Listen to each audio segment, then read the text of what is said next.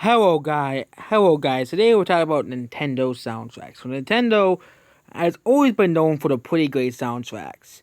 We have Zelda, the iconic Mario music, Super Smash Bros. Which is basically collects some of Nintendo's greatest soundtracks, and other game series. We have but then we have even the Pikmin soundtrack because it's pretty great. But today we're talking about the most underrated, though, and of course the main series Pokemon game soundtracks. But now we're talking about the most underrated Nintendo soundtrack of all time. And no, it isn't Pikmin. Pikmin is one of Nintendo's most underrated series of all time.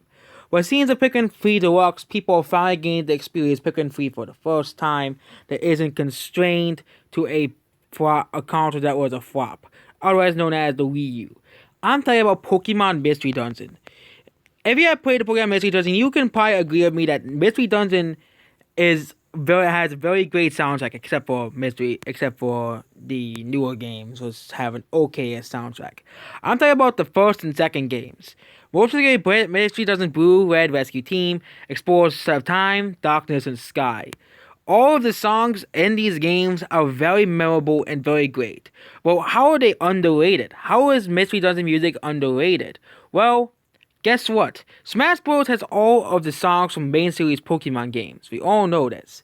But there is zero Mystery Dungeon soundtrack in Smash Bros., which is completely sad and odd. You have so many great songs like Sky Tower, which is probably the most memorable song from all Pokemon. Even Game Freak themselves upload the song themselves to YouTube, the remixed version of the DX, and it doesn't really matter which version they use, the DX version or the original version. Just have the song in Smash Bros. And I've been asking for Mystery Dungeon music in Smash Bros. For a while. I have not been vocal about it on the internet, but I've been wanting to hear Mystery Dungeon. I've been waiting for a day that Nintendo adds Pokemon Mystery Dungeon music to Smash Bros. They never do. Why?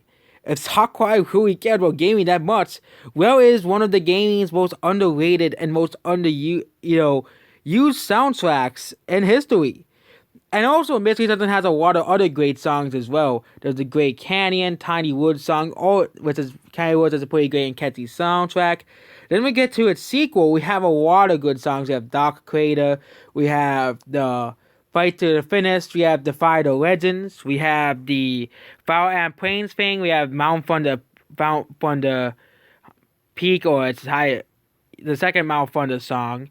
The Mount Thunder Peak. As well. That's another one. We also have Magma Cavern. We have Sky Tower Top, Sky Tower Pinnacle. We have Temple Tower Pinnacle. We have Hidden Land, and we also have Hidden Land, like the second part of Hidden Land. I forgot what it's called. We also have Beats Cave. We also have basically I can name Mystery Dungeon soundtrack the whole day from the first two games, but the dinosaur includes Sky Tower and freaking Brawl. Yeah, it wasn't even in Brawl they included Sky Tower. They included nothing from Mystery Dungeon. Nothing from Mystery Dungeon in Smash 4. And nothing from Mystery Dungeon and the newest Smash Bros. Game.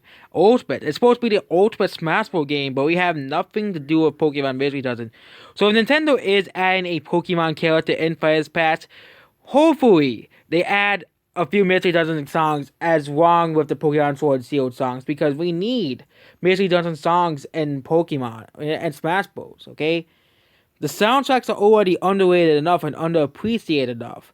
Yes, I can understand other spin-offs of pretty great soundtracks being excluded, like Pokemon Ranger, Guardian Signs. That game had a pretty great soundtrack, but especially the legendary Pokemon theme, that could be a perfect fit for Smash Bros.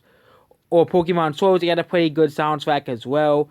And there's a lot of songs gaming themes that are not in the game as well. And a lot of, like, for example, the final boss theme from Super Mario Galaxy 2, I don't think that is in either.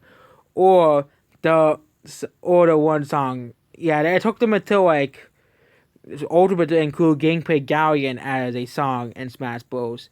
So who knows how long it will take Pokemon Mystery Dungeon to finally have a song in Smash Bros.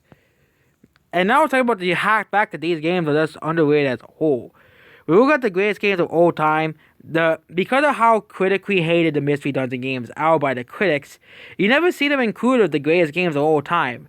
The Mystery Dungeon games, the soundtrack works perfectly with the storyline. These games are pretty good storylines, but of course, the critics don't really like the Mystery Dungeon series. They don't like it, except for Super Mystery Dungeon. That game completely sucks. We don't have to be reminded that game is a disgrace to the Mystery Dungeon franchise, but. They have entire collections of the entire songs of Mystery Dungeon. Or some of the songs in Mystery Dungeon are very emotional, very great.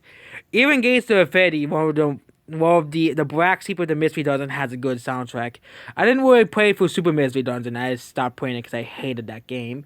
But even that game had a pretty good soundtrack as well. As well. So we need Mystery Dungeon in Smash Bros. We need songs from this game series in Smash Bros. This underrated game series that is a pretty it isn't really pretty underrated that much because Sky Explorers of Blue Time and Darkness did sell 6.5 million copies. There's still a lot of copies for free games. So that's basically it. Goodbye.